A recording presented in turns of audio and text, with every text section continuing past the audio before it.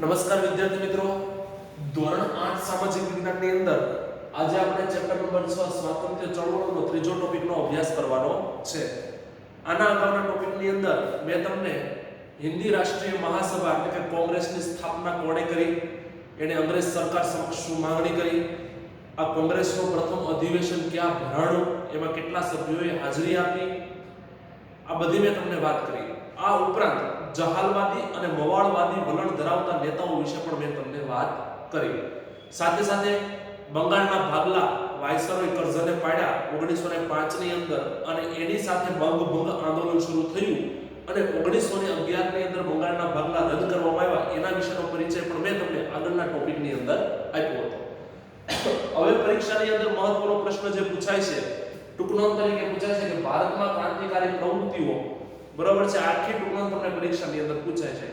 તો બહુ સરસ મજાની તમને આ ક્રાંતિકારી પ્રવૃત્તિઓની ટૂંકનોંધ વિશે તમને આની અંદર વાત કરી છે.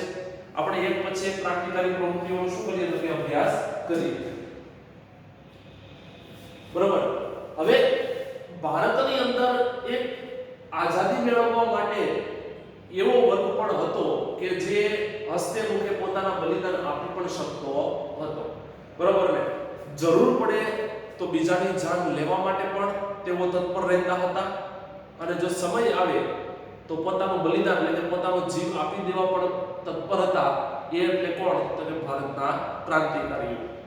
અંગ્રેજ સરકારની જે આર્થિક શોષણની નીતિ હતી, અંગ્રેજ સરકારની જે રાજ કરવાની પદ્ધતિ હતી, એનાથી ભારતના ઘણો બધો વર્ગ છે એને ઘણું બધું ભોગવવું પડ્યું અને આમાંથી ક્રાંતિકારીઓ ઊભા થયા અને આ ક્રાંતિકારીઓ કોઈ પણ ભોગે આઝાદી મેળવવા માંગતા હતા અને આ ક્રાંતિકારીઓ આઝાદી મેળવવા માટે બીજાની જાન લઈ પણ શકતા હતા અને જરૂર પડે તો પોતાની જીવ એટલે કે પોતાની જાન એ આપી પણ શકતા હતા. તો આજે આપણે એવા ક્રાંતિકારીઓનો પરિચય મેળવવાનો છે કે જેણે આઝાદી મેળવવા માટે પોતાને શું આપ્યું તો કે બલિદાન આપ્યું છે. અને આ ક્રાંતિકારી પ્રવૃત્તિઓમાં ભારતના કયા કયા મહાન ક્રાંતિકારીઓ હતી? અહીંયા તો આપણે મુખ્ય ક્રાંતિકારીઓની જ વાત કરી છે, બાકી તો ઘણા બધા એવા ગુમનામ વ્યક્તિઓ છે કે જેણે દેશની આઝાદી માટે શું આપ્યું છે? પોતાનું બલિદાન આપ્યું છે. એવા તો ઘણા બધા ક્રાંતિકારીઓ છે જેનો આપણે નોંધ કરવા જઈએ તો ઘણો બધો સમય નીકળી જાય, પરંતુ મુખ્ય ક્રાંતિકારીઓ અને એની જે પ્રવૃત્તિઓ છે એનો આપણે અહીંયા અભ્યાસ કરવાનો છે. તો પરીક્ષાની અંદર તમને આથી ટૂંકનોંધ પૂછાય છે 4 ગુણના પ્રશ્નની અંદર કે ભારતમાં ક્રાંતિકારી પ્રવૃત્તિઓ વિશે ટૂંકનોંધ લખો. હવે વાત આવે જ્યારે ભારતમાં ક્રાંતિકારી પ્રવૃત્તિની, ત્યારે સૌથી પહેલા આપણને કોણ યાદ આવે તો કે વાસુદેવ બળવંત ફડકે. બરાબર છે? મહારાષ્ટ્રની અંદર થઈ ગયા વાસુદેવ બળવંત ફડકે. આ વાસુદેવ બળવંત ફડકે ભારતની અંદર ક્રાંતિકારી પ્રવૃત્તિની શું કરી તો કે શરૂઆત કરી. તમને આ પ્રશ્ન વારંવાર MCQ ની અંદર પણ પૂછાય છે કે ભારતની અંદર ક્રાંતિકારી પ્રવૃત્તિની શરૂઆત કોણે કરી? તો કે વાસુદેવ બળવંત ફડકે. એને શું કર્યું? તો કે એને પછાત જ્ઞાતિના લોકોને સંગઠિત કર્યા અને અંગ્રેજો સમક્ષ આ જ્ઞાતિના લોકોને શું રાખ્યા તો કે ઊભા રાખ્યા. એટલે ભારતની અંદર ક્રાંતિકારી પ્રવૃત્તિની શરૂઆત કરવાની વાત આવે ત્યારે કોણ આવશે તો કે વાસુદેવ બળવંત ફડકે. આમાં તમને એટલો જ પરિચય આપ્યો છે. અગાઉ જ્યારે પુસ્તક નહોતું બનાવ્યું ત્યારે આની ટૂંકનોંધ તમને આપેલી હતી. આ વાસુદેવ બળવંત ફડકે પ્રતિજ્ઞા લીધી હતી કે જ્યાં સુધી ભારત દેશ આઝાદ ન થાય ત્યાં સુધી પોતે કેશ કર્તન નહીં કરાવે અને માથા ઉપર ચંદનનું તિલક પણ લગાવશે નહીં. એટલે કે પોતાના વાળ નહીં કપાવે, માથાના વાળ નહીં કપાવે, દાઢીના વાળ નહીં કપાવે અને પોતાના માથા ઉપર ચંદનનું તેઓ તિલક કરતા એ તિલક પણ કરશે નહીં. ક્યાં સુધી? તો કે જ્યાં સુધી દેશ આઝાદ ન થાય ત્યાં સુધી. તો વાસુદેવ બળવંત ફડકે આ પ્રતિજ્ઞા પૂરી દીધી. તો ભારતમાં ક્રાંતિકારી પ્રવૃત્તિની શરૂઆત કોણે કરી? તો કે વાસુદેવ બળવંત ફડકે કરી છે. બરાબર છે? હવે એક સમયે તમને આની પછી તમને બીજા ક્રાંતિકારીનો પરિચય આપ્યો છે. એ તમને પરિચય આપ્યો છે દામોદર ચાફેકર અને બાલકૃષ્ણ ચાફેકર. બરાબર છે? આ બંને સગા ભાઈઓ છે. દામોદર ચાફેકર અને બાલકૃષ્ણ ચાફેકર આ સગા ભાઈઓ, જેને ચાફેકર બંધુ તરીકે પણ ઓળખવામાં આવે છે. આ વાસુદેવ બળવંત ફડકે તો છે એ ફાંસીની સજા થઈ. બરાબર? તો આ દામોદર ચાફેકર અને બાલકૃષ્ણ ચાફેકરને પણ શેની સજા થઈ છે તો કે ફાંસીની સજા. આમને પણ શું થયેલું છે તો કે ફાંસી. હવે આમને શા માટે ફાંસી થઈ? દામોદર ચાફેકર અને બાલકૃષ્ણ ચાફેકર તો એ સમયે મુંબઈની અંદર એટલે કે મહારાષ્ટ્રની અંદર પ્લેગનો રોગ ફાટી નીકળ્યો. બરાબર છે? ઉંદર ચાંચડ દ્વારા, કોના દ્વારા? ઉંદર દ્વારા ફેલાતો રોગ. એટલે કયો રોગ? પ્લેગનો રોગ. એ સમયે મુંબઈ મહારાષ્ટ્રની અંદર પ્લેગનો રોગ ફાટી ગયો અને પ્લેગના રોગ માટે એક કમિશનરની અંગ્રેજોએ નિમણૂક કરી. આ કમિશનરનું નામ હતું રેન્ડ. શું નામ હતું? રેન્ડ. બરાબર છે. અંગ્રેજોએ પ્લેગ માટે જે પ્લેગનો રોગ હતા એના નિયંત્રણ ઉપર એક અંગ્રેજ કમિશનર રેન્ડની શું કરી? અંગ્રેજોએ નિમણૂક કરી હતી.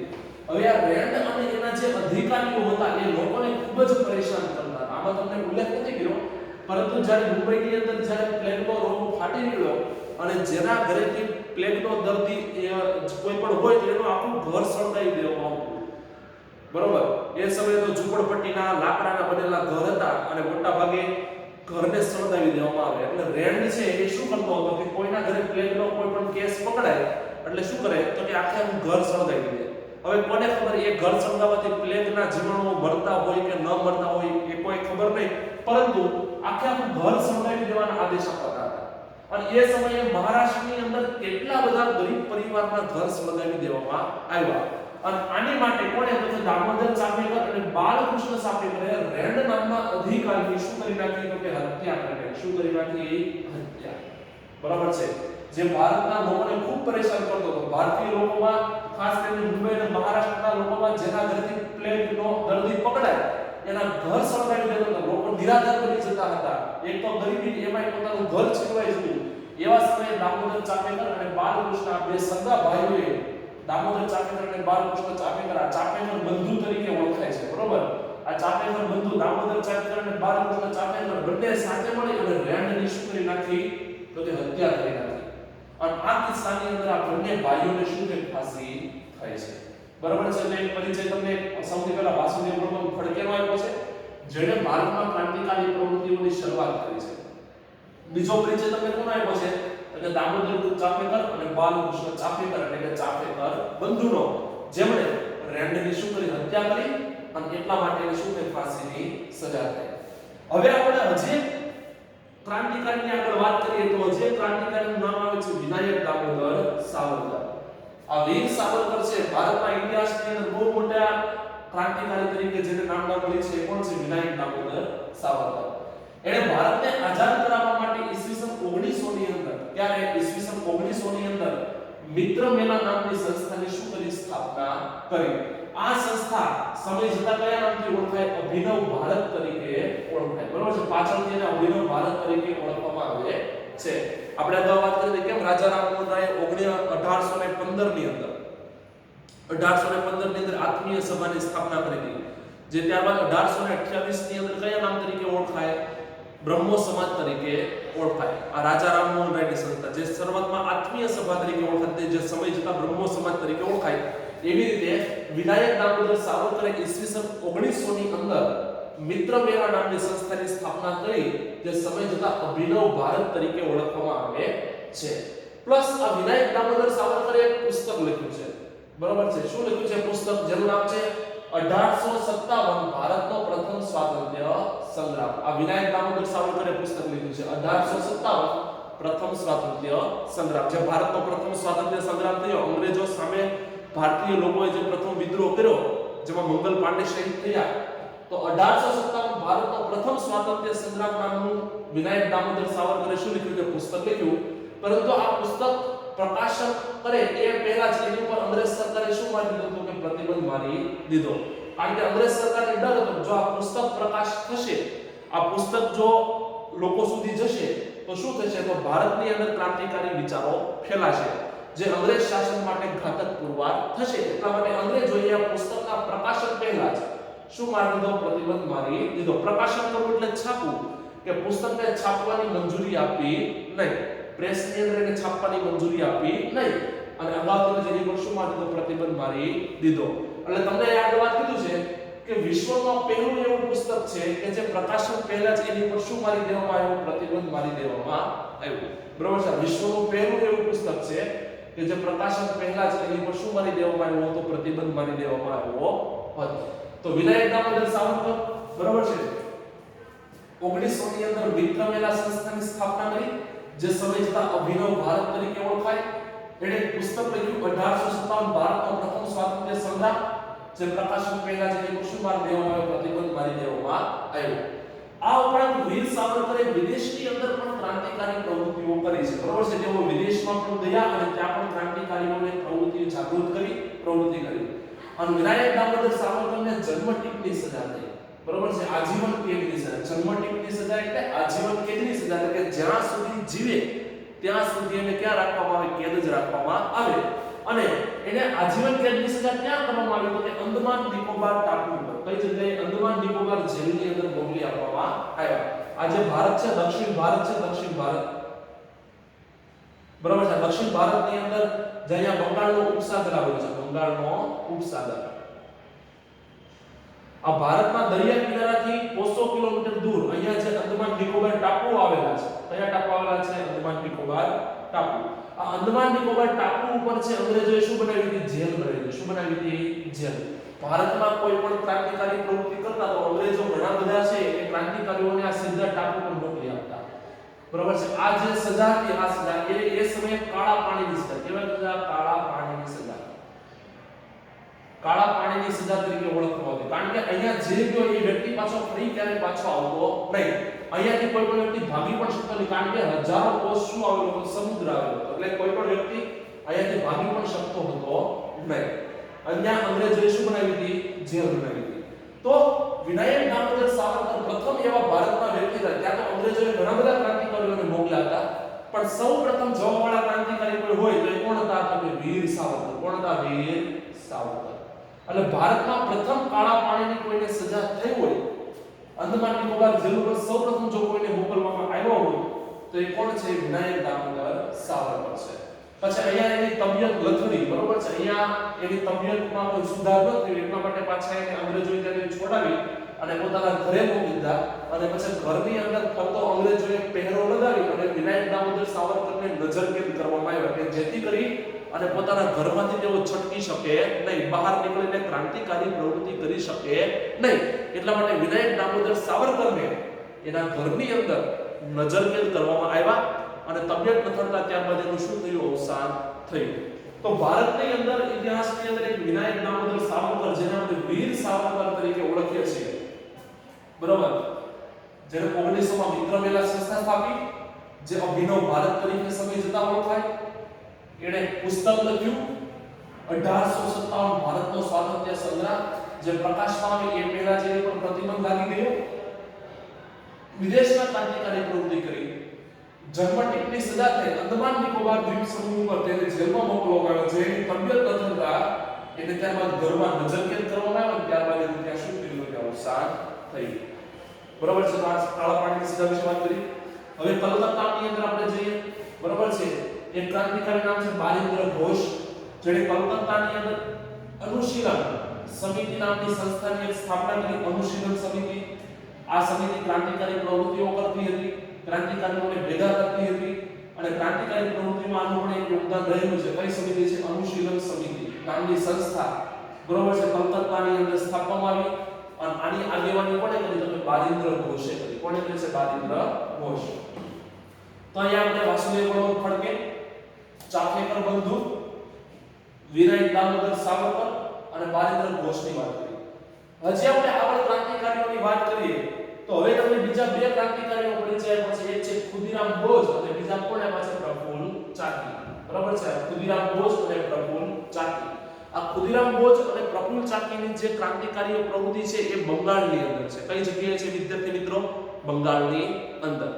આ ખુદીરામ બોઝ અને પ્રફુલ્લ ચાકીએ કોની હત્યા કરવાનું કાવતરું ઘડ્યું હતું? કે ન્યાયાધીશ કિંગ્સફોર્ડ. કોની હત્યા કરવાનું? એક ન્યાયાધીશની હત્યા કરવાનું કાવતરું ઘડ્યું આ બંને ભાઈઓ.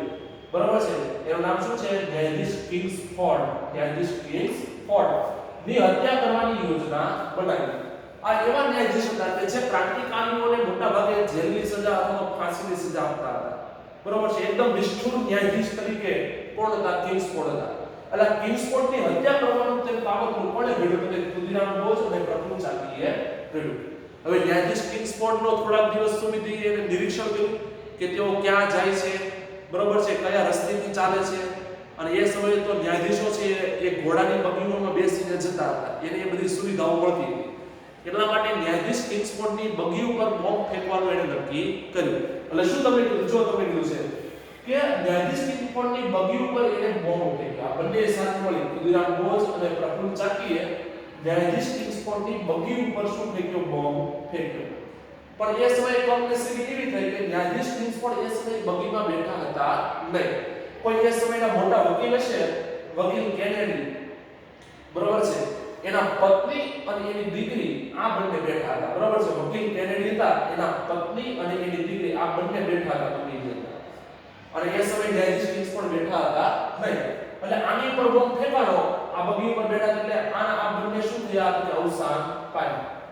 આ બંને ભાઈઓ પછી બહુ અફસોસ પણ થયો કે ન્યાયાધીશ કિંગસ્ફોર્ડ બચી ગયો અને કોઈ નિર્દોષ લોકો છે એની શું થઈ ગઈ? હત્યા થઈ ગઈ. એટલે પ્રફુલ્લ ચાકી હતા, બરોબર છે, એને તો ત્યાં અંગ્રેજોએ ઘેરી લીધા. એટલે પ્રફુલ્લ ચાકીએ આત્મહત્યા કરી લીધી, ગોળી મારીને આત્મબલિદાન દીધું. એની પાસે બંદૂક હતી એટલે પ્રફુલ્લ ચાકી ત્યાં શહીદ થઈ ગયા. બરોબર છે, એને પોતાના ઉપર જ ગોળી ચલાવી દીધી. જ્યારે ન્યાયાધીશ કિંગસ્ફોર્ડની હત્યાના કેસને તેની ઉપર કેસ ચલાવવામાં આવ્યો ને ખુદીરામ બોઝને કઈ સજા આપવામાં આવી? કે ફાંસીની સજા આપવામાં આવી. બરોબર, તો અહીંયા તમને વાત કરી છે કે ખુદીરામ બોઝ અને પ્રફુલ્લ ચાકીએ કઈ ક્રાંતિકારી પ્રવૃત્તિ કરી છે. તો ખુદીરામ બોઝ અને પ્રફુલ્લ ચાકીએ ન્યાયાધીશ કિંગસ્ફોર્ડની હત્યાની યોજના બનાવી, એની બગી ઉપર બોમ્બ ફેંક્યો. પરંતુ એમાં વકીલ કેનેડી અને એના પત્ની બેઠા હતા. વકીલ કેનેડીના પત્ની અને એના દીકરી બેઠા હતા. એમનો અવસાન થયો. ન્યાયાધીશ કિંગસ્ફોર્ડ બચી ગયો. ખુદીરામ બોઝને ફાંસીની સજા થઈ અને પ્રફુલ્લ ચાકીએ ત્યાં ગોળી મારી અને શું કરી દીધું? તો કે આત્મબલિદાન કરી દીધું. એટલે આ બે ભાઈઓની વાત છે, ખુદીરામ બોઝ અને પ્રફુલ્લ ચાકી. હવે તમને વાત કરી છે રામપ્રસાદ બિસ્મિલ અને અશફાક ઉલ્લાહ. બરાબર છે, રામપ્રસાદ બિસ્મિલ અને અશફાક ઉલ્લાહ, જેને હિન્દુ મુસ્લિમ એકતાનું શું કીધું છે? હિન્દુ મુસ્લિમ એકતાનું ઉત્તમ ઉદાહરણ ગણવામાં આવે છે. કારણ કે આ મુસ્લિમ હોવા છતાં પણ હિન્દુ ક્રાંતિકારીઓ સાથે ભળી અને ક્રાંતિકારી પ્રવૃત્તિ કરતા હતા. તમને પરીક્ષામાં પૂછાય કે હિન્દુ મુસ્લિમ એકતાનું ઉદાહરણ કોણ છે? તો રામપ્રસાદ બિસ્મિલ અને અશફાક ઉલ્લાહ. બરાબર છે. હવે એને શું કામ કર્યું છે? કે કાકોરી ટ્રેન લૂંટની અંદર ભાગ લીધો. બરાબર છે, કાકોરી ટ્રેન લૂંટવામાં એને શું લીધો હતો? કે ભાગ લીધો. હવે એ સમયે ક્રાંતિકારીઓ પાસે હથિયારો ખરીદવા માટે નાણાં ન હતા. એને હથિયારોની જરૂર હતી. એટલે એને શું નક્કી કર્યું? તો કે અંગ્રેજ સરકારનો ખજાનો લૂંટવામાં આવે. એટલે અંગ્રેજ સરકારનો ખજાનો છે ને એક ટ્રેનની અંદર જતો હતો. બરોબર છે, ટ્રેનની અંદર જતો હતો અને કાકોરી રેલવે સ્ટેશન, કયું રેલવે સ્ટેશન? કાકોરી. બરોબર છે, સહારનપુરથી અંગ્રેજોનો ખજાનો જતો હતો ટ્રેનની અંદર અને કાકોરી રેલવે સ્ટેશન ઉપર એને શું બનાવ્યું? તો કે લૂંટવાની યોજના બનાવી. હવે આની અંદર તો ઘણા બધા ક્રાંતિકારીઓ હતા. બરોબર છે, ચંદ્રશેખર આઝાદ છે, શહીદ ભગતસિંહ છે, આ ઉપરાંત રામપ્રસાદ બિસ્મિલ, અશફાક ઉલ્લાહ, રોશનસિંહ, રાજેન્દ્ર પ્રસાદ વગેરે જેવા 40 થી 50 જેટલા ક્રાંતિકારીઓ હતા. અને આ 40 થી 50 જેટલા ક્રાંતિકારીઓ કાકોરી ટ્રેન, કાકોરી રેલવે સ્ટેશને ખજાનો લૂંટવાનું નક્કી કર્યું કે અંગ્રેજ સરકારનો બધો ખજાનો ત્યાં લૂંટી લેવામાં આવે. એટલે હવે જેવી રેલગાડી ત્યાંથી સહારનપુરથી જતી હતી, બરોબર છે, કાકોરી રેલવે સ્ટેશનથી સહારનપુર જતી હતી, તો કાકોરી રેલવે સ્ટેશને જેવી રેલગાડી ઊભી રહી એટલે બધા ક્રાંતિકારીઓ રેલગાડીની અંદર ચડી ગયા અને ખજાનાની રક્ષા કરતા અંગ્રેજ અધિકારીઓની તેઓએ ગોળી મારીને હત્યા કરી નાખી. અને આ બધા ક્રાંતિકારીઓએ કાકોરી રેલવે સ્ટેશને અંગ્રેજોનો ખજાનો છે એ કરી લીધો, તો લૂંટી લીધો. શા માટે લૂંટો? કારણ કે એને હથિયારોની જરૂર હતી, હથિયાર માટે નાણાં હતા નહીં, એટલા માટે. અને આ કેસની અંદર અંગ્રેજોએ લગભગ 40 જેટલા ક્રાંતિકારીઓની ધરપકડ કરેલી. અને એની અંદર રામપ્રસાદ બિસ્મિલ પણ પકડાઈ ગયા, અશફાક ઉલ્લાહ પણ પકડાઈ ગયા, આ બંને ભાઈઓ પકડાઈ ગયા. આ ઉપરાંત રોશનસિંહ પણ પકડાયા, રાજેન્દ્ર પ્રસાદ પણ પકડાયા અને ધીરજદર બીજા ક્રાંતિકારીઓ પણ પકડાયા. અને બધાને શેની સજા આપી? અંગ્રેજ સરકારે ફાંસીની સજા આપી છે. તો રામપ્રસાદ બિસ્મિલ અને અશફાક ઉલ્લાહ જે હિન્દુ મુસ્લિમ એકતાનું એક ઉત્તમ ઉદાહરણ છે. કાકોરી ટ્રેન લૂંટમાં એને ભાગ લીધો છે. ચંદ્રશેખર આઝાદ, ભગતસિંહ તો ત્યાંથી ભાગી છૂટેલા એટલે એ ત્યાં અંગ્રેજોના હાથમાં આવ્યા હતા નહીં. પરંતુ રામપ્રસાદ બિસ્મિલ, અશફાક ઉલ્લાહ, રોશનસિંહ, રાજેન્દ્ર પ્રસાદ જે સમય જતા પકડાઈ ગયા અને આને શું આપવામાં આવી? ફાંસીની સજા આપવામાં આવી. હવે ક્રાંતિકારી પ્રવૃત્તિઓ વચ્ચે સંપર્કનું કાર્યનું એક માધ્યમ એટલે કોણ છે? તો કે દુર્ગા ભાભી. બરોબર છે, દુર્ગા ભાભીનો તમને પરિચય આપ્યો છે, જે પણ ક્રાંતિકારી પ્રવૃત્તિમાં સક્રિય હતા. બરોબર, જે ક્રાંતિકારીઓ વચ્ચે સંપર્કનું માધ્યમ હતા. આ દુર્ગા ભાભી શું કામ કરતા હતા? તો કે અંગ્રેજો વિરુદ્ધ પોસ્ટરો ચોંટાડવા, બરોબર છે, અંગ્રેજો વિરુદ્ધ પત્રિકાઓ વહેંચવી, ક્રાંતિકારીઓ ઉપર કેસ ચલાવવામાં આવતા તો એની માટે નાણાં એકત્ર કરવા, બરોબર છે, બંદૂકો ચલાવવી, વગેરે જેવી ક્રાંતિકારીઓ પણ કરતા હતા કે દુર્ગા ભાભી કરતા હતા. એટલે ક્રાંતિકારી તરીકે તમને દુર્ગા ભાભીનો પણ પરિચય આપ્યો છે. એ શું કાર્ય કરતા હતા ક્રાંતિકારી પ્રવૃત્તિમાં, કઈ ક્રાંતિકારી પ્રવૃત્તિમાં ભાગ લીધો તો તમારે લખવાનું કે પોસ્ટરો ચોંટાડવા, પત્રિકાઓ વહેંચવી, નાણાં એકત્ર કરવા અને બંદૂકો ચલાવવી વગેરે જેવી ક્રાંતિકારી પ્રવૃત્તિમાં કોણે ભાગ લીધો છે? તો દુર્ગા ભાભીએ ભાગ લીધો છે. તો એક ક્રાંતિકારીમાં દુર્ગા ભાભીનો પરિચય પણ તમને આપ્યો છે. હવે તમને એક ભારતના બીજા ક્રાંતિકારી ચંદ્રશેખર આઝાદની તમને વાત કરી છે કે ચંદ્રશેખર આઝાદ જેઓ બાળપણથી જ ક્રાંતિકારી પ્રવૃત્તિમાં સક્રિય હતા, નાના હતા ત્યારથી જ એની અંદર દેશભક્તિ એટલી બધી હતી, બરોબર, કે પહેલેથી નાનપણથી જ ક્રાંતિકારી પ્રવૃત્તિની અંદર તેઓ જોડાયેલા. એમણે પણ કાકોરી ટ્રેન લૂંટની અંદર શું લીધેલો છે? ભાગ લીધેલો છે, બરોબર. પરંતુ તે સમય જતા ભાગી ગયા, પણ અંગ્રેજ સરકારના હાથમાં આવ્યા હતા નહીં. અને આને પ્રતિજ્ઞા લીધી હતી ચંદ્રશેખર આઝાદે. આ પ્રતિજ્ઞા તમને પૂછે કે ચંદ્રશેખર આઝાદે કઈ પ્રતિજ્ઞા લીધી હતી? તો તે જીવતે જીવ અંગ્રેજોના હાથમાં પકડાશ નહીં, કે હું જીવતે જીવ ક્યારે અંગ્રેજોના હાથમાં પકડાશ નહીં. આવી એને શું લીધી હતી? પ્રતિજ્ઞા લીધી હતી કે હું જ્યાં સુધી જીવતો છું ત્યાં સુધી ક્યારે અંગ્રેજોના હાથમાં આવવાનો છું નહીં. અને એ સમયે 1931 ની અંદર અલ્હાબાદ છે, બરોબર છે, એનું કયું ગાર્ડન તમને કીધું છે? Alfred garden. કયું ગાર્ડન કીધું છે? આલ્ફ્રેડ બાગ. અલ્હાબાદના આલ્ફ્રેડ બાગની અંદર તેઓ બેઠા હતા અને ત્યાં તેઓએ પોતાના પિસ્તોલથી શું વહોરી તો શહીદી વહોરી, પરંતુ અંગ્રેજ સરકારના હાથમાં આવ્યા નહીં. તો ચંદ્રશેખર આઝાદનો પણ એક પરિચય તમને અહીંયા આપ્યો છે. તમને એ શબ્દ આપ્યો છે બાળપણથી જ ક્રાંતિકારી પ્રવૃત્તિ. તમને આ ચેપ્ટરની અંદર એનો વધારે પરિચય નથી આપ્યો, પરંતુ અગાઉ જો સિલેબસ હતો એની અંદર એની ટૂંકનો દાવ હતો કે ચંદ્રશેખર આઝાદ જ્યારે નાના હતા ત્યારથી જ ક્રાંતિકારી પ્રવૃત્તિ કરતા હતા. અને એક વખત એને અંગ્રેજોએ પકડી લીધા, એકદમ લગભગ એની નાની ઉંમર 13-14 વર્ષની એની ઉંમર, ને એ સમયે ચંદ્રશેખર આઝાદ પકડાઈ ગયા.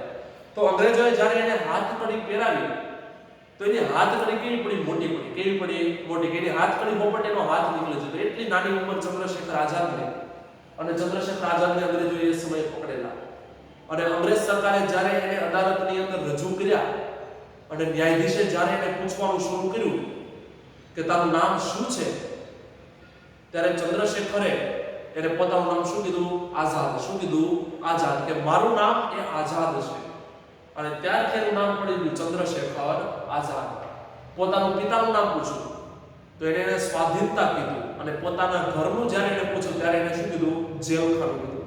અને આ નામથી કયા નામથી ઓળખાયા? આઝાદ તરીકે ઓળખાયા. પોતાનું નામ આઝાદ, પિતાનું નામ સ્વાધીનતા એટલે કે સ્વતંત્રતા, અને પોતાના ઘરને જેલખાનું કીધું. એ સમયે ન્યાયાધીશે 12 નેત્રના ફટકા મારવાની ચંદ્રશેખર આઝાદને શું કરી? સજા કરી. નેત્રની સોટીના 12 ફટકા મારવાના. હવે 1-2 ફટકા પડે તે વાહામાંથી લોહી નીકળવા માંડે, બરોબર છે, કે ભલભલા જ્યારે આ સજા સાંભળે ને તો એના પગ નીચેથી જમીન હલી જતી. તો એટલી નાની ઉંમરે ચંદ્રશેખર આઝાદ ઉપર નેત્રની 12 સોટીના ફટકા મારવામાં આવ્યા, પરંતુ ચંદ્રશેખર આઝાદ છે હરેક ફટકે ભારત માતા કી જય, ઇન્કલાબ જિંદાબાદના નારા બોલ્યા, પરંતુ એના આંખમાંથી આંસુ પણ નીકળ્યું નહીં. એના વાહમાંથી લોહી નીકળ્યું પણ આંખમાંથી આંસુ નીકળ્યું નહીં. તો એક નાની બાળપણથી જ ક્રાંતિકારી પ્રવૃત્તિમાં જોડાયેલા કોણ હતા? ચંદ્રશેખર આઝાદ. એને પ્રતિજ્ઞા લીધી કે હું ક્યારેય જીવતે જીવ અંગ્રેજોના હાથમાં પકડાઈશ નહીં. હવે જ્યારે તેઓ અલ્હાબાદ છે, આંધ્રપ્રદેશ રાજ્ય છે ભારતનું, એનો અલ્હાબાદ ની અંદર આલ્ફ્રેડ બાગની અંદર જ્યારે ચંદ્રશેખર ને એના મિત્રો જ્યારે બેઠા હતા અને અંગ્રેજ સરકારને ખબર પડી કે ચંદ્રશેખર છે, આઝાદ છે, ક્યાં છે? આલ્ફ્રેડ બાગની અંદર બેઠા છે. તો અંગ્રેજ સરકાર મોટું લશ્કર લાવીને ચારે બાજુથી બાગને ઘેર લીધો અને ચારે બાજુથી ચંદ્રશેખર આઝાદ અને એના મિત્રોને ઘેર લીધા. હવે ચંદ્રશેખર આઝાદે પોતાના મિત્રોને ત્યાંથી જવા દીધા સમય રહેતા, પરંતુ ચંદ્રશેખર આઝાદ અંગ્રેજોની સામે લડ્યા. એક ઝાડ છે, ઝાડની આડા રહી અને તેઓએ પોતાની બંદૂક કાઢી અને અંગ્રેજો ઉપર ગોળીઓ ચલાવવાનું શરૂ કર્યું. જ્યાં સુધી એના બંદૂકની અંદર ગોળીઓ હતી ત્યાં સુધી એને ગોળીઓ ચલાવી. 2-3 અંગ્રેજ અધિકારીને તેને મારી પણ નાખ્યા બંદૂકની ગોળીઓ દ્વારા. પરંતુ જ્યારે એની પાસે એક ગોળી વધી પોતાની પિસ્તોલની અંદર, ત્યારે એને એની પ્રતિજ્ઞા યાદ આવી કે હું જીવતે જીવ ક્યારે અંગ્રેજોના હાથમાં પકડાઈશ નહીં. અને એટલા માટે ચંદ્રશેખર આઝાદે પોતાના મસ્તક ઉપર રાખી અને ગોળી ચલાવી દીધી અને એને વહોરી લીધી, શહીદી વહોરી લીધી. પરંતુ અંગ્રેજ સરકારની કેદમાં તેઓ પકડાયા નહીં. અંગ્રેજ સરકાર ચંદ્રશેખર આઝાદથી એટલું બધું ડરતી હતી કે 2-3 રાઉન્ડ એને ગોળીઓના ફાયર કર્યા અને સામેથી કઈ જવાબ ન આવ્યો પછી અંગ્રેજ સરકાર ચંદ્રશેખર આઝાદની પાસે ગઈ. તો આ ચંદ્રશેખર આઝાદ જે ભારતના ઇતિહાસની અંદર એક મહાન ક્રાંતિકારી પ્રવૃત્તિ જેઓએ કરી અને ક્રાંતિકારી તરીકે ઓળખાય છે, જેણે બાળપણથી જ ક્રાંતિકારી પ્રવૃત્તિ કરી, પોતાની પ્રતિજ્ઞા લીધી કે જીવતે જીવ અંગ્રેજના હાથમાં પકડાશ નહીં, અને 1931 ના અલ્હાબાદના આલ્ફ્રેડ ગાર્ડનની અંદર એને પોતાની પિસ્તોલ જે શું હોરી છે સુધી ગોળી. તો ભારતમાં ક્રાંતિકારી પ્રવૃત્તિઓ બરોબર છે. ક્રાંતિકારી પ્રવૃત્તિની શરૂઆત કરનાર વાસુદેવ બળવંત ફડકે, રેન્ડની હત્યા કરનાર દામોદર ચાફેકર અને બાલકૃષ્ણ ચાફેકર, વિનાયક દામોદર ચાફેકર બરોબર, જેને અંદમાન નિકોબાર જેલની અંદર મોકલી આપવામાં આવ્યા એની વાત કરી છે. બારિન્દ્ર ઘોષ, ખુદીરામ બોઝ અને પ્રફુલ્લ ચાકી, રામપ્રસાદ બિસ્મિલ, અશફાકુલ્લાહ ખાન, દુર્ગા ભાભી અને ચંદ્રશેખર આઝાદ. એટલા ક્રાંતિકારીનો તમને પરિચય આપ્યો છે. આ ઉપરાંત ઘણા બધા ક્રાંતિકારીઓ હતા, પરંતુ અહીંયા બધાનો પરિચય આપવો શક્ય છે નહીં. એટલે તમારે આ ટૂંકનો જ સીધી પરીક્ષામાં લખવા થશે. અને બાકી નોટની અંદર પણ આ પ્રશ્ન સીધો છે ભારતમાં ક્રાંતિકારી પ્રવૃત્તિઓ ટૂંકનો જ લખો. તો તમારે ચોપડીમાંથી જોઈને આખી ટૂંકનો છે એ લખી નાખવાની છે બાકી નોટની અંદર. તો અહીંયા સુધી આપણે રાખીએ. હવે આગળના ટોપિકની અંદર આપણે વિદેશની અંદર ક્રાંતિકારી પ્રવૃત્તિઓએ કઈ કઈ ક્રાંતિકારી પ્રવૃત્તિઓ કરી એનો પરિચય આપણે નેક્સ્ટ ટોપિકની અંદર ટોપિક નંબર 4 ની અંદર મેળવશું.